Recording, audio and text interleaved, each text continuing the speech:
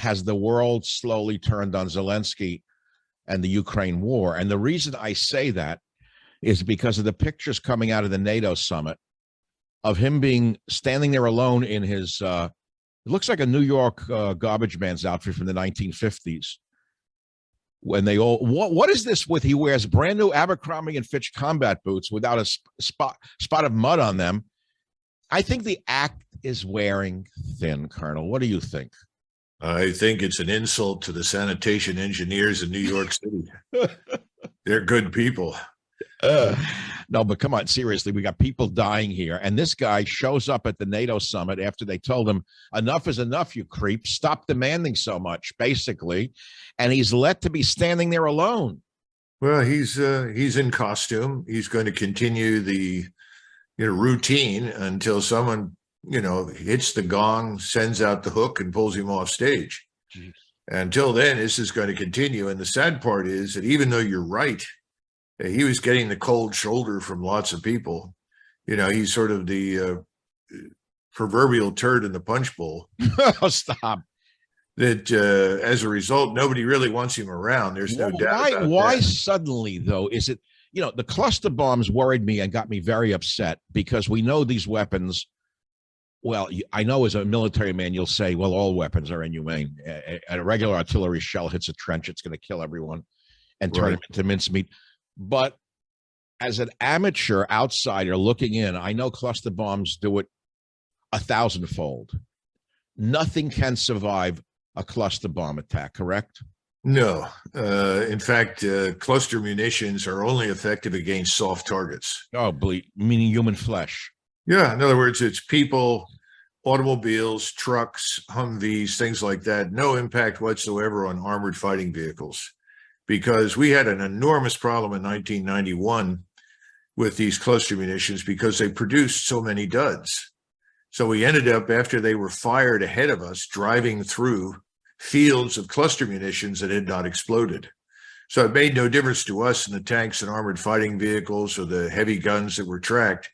But the trucks and the Humvees that were behind us took a terrible beating. And there were some injuries to people who happened to be near one of these things that when it went off, who was dismounted.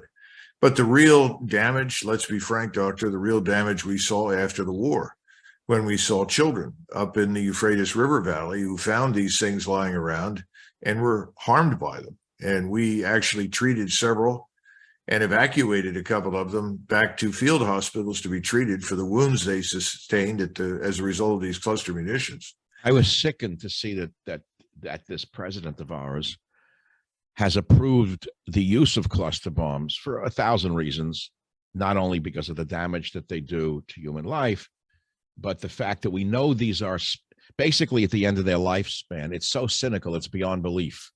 By what I've read, correct me if I'm mistaken. Oh, no, you're right. End of their lifespan, they can't be used. So the military-industrial complex, pardon me, says, you know what, let's send them to Zelensky, let him use them up so we can make new ones. Well, I think it's worse than that. Oh, God, please. It's worse than that. I've had a bad day to begin with. Yeah, well, I wish I could be the bringer of good news, but on this one, I think it's worse than that. You've got a group of senior officers in the Department of Defense who've never done a good job of preparing us to fight. When Kissinger was interviewed a year ago, I think I brought this up once before, and he called for peace. He was roundly condemned by the left, by the neocons, by the war hawks, and he hadn't been heard. He wasn't heard from for months after that. And then suddenly when he wanted to be included at the, I think the G7 summit, and he knew he would be excluded, he suddenly came out in favor of war again. Because they said, Hank, unless you come out for war, you're not being invited to the parties. And we know Hank never wants to miss an opening. So where is he today, a guy like Kissinger? Do you know? I think he's, there's no difference between him and most of the people inside Washington. Everybody wants to be on the A list for parties.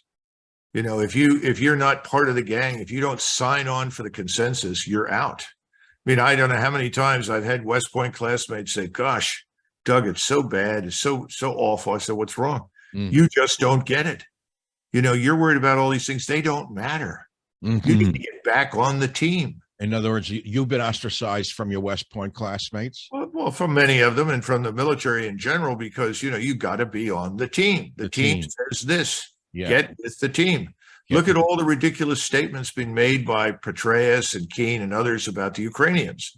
Oh, the Ukrainians are wonderful. They're brilliant. They're killing thousands of Russians. The Russian army's falling apart. How many times have we heard that? How many times have we heard, well, you know, this offensive the Ukrainians are launching is going to be devastating. They're mastering combined arms warfare. You know, this is all nonsense, but that's the message. That's it. You want to be on the team? That's the song you sing. I heard the same my thing. answer is I don't want to be on your team. Thank you.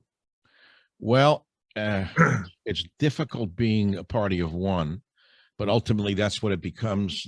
That's who you have to become to survive in this country today. You have to rely upon your own compass, based upon some lodestones other than that of the media industrial complex.